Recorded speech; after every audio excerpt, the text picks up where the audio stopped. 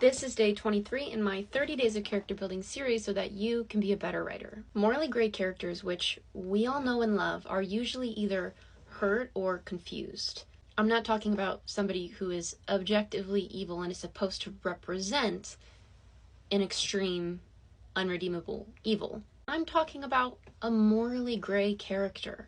And the reason why morally gray characters are so loved is because we see ourselves in them. We see their flaws, but we see the good parts too, and we see how those flaws could be remedied and fixed, how they could be fixed in order to make them somebody who is no longer morally gray, but just like a begrudging good guy.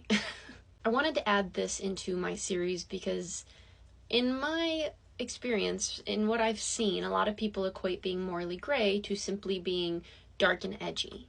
That's not always the case.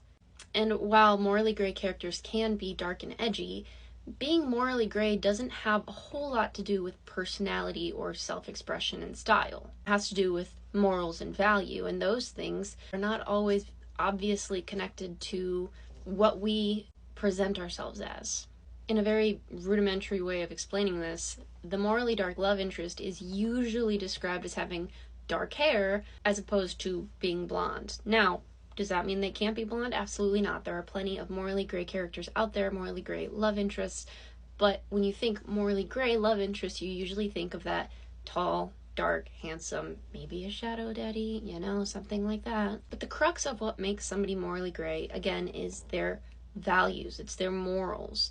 It's that line that they are not willing to cross and how far it sits. And usually that line is dictated by their experiences and their trauma, if you will. That's why I said at the top of this video that morally gray characters are usually either hurt and broken or confused. The confused one makes sense, right? If a character is confused, they don't understand the black and white of what's right and wrong, then of course they're going to be a bit more morally gray. But if a character is hurt, it could be a coping mechanism, a defense mechanism that keeps them safe from reliving past experiences that they want to avoid. Or they've been hurt in a way where they've lost a sense of hope.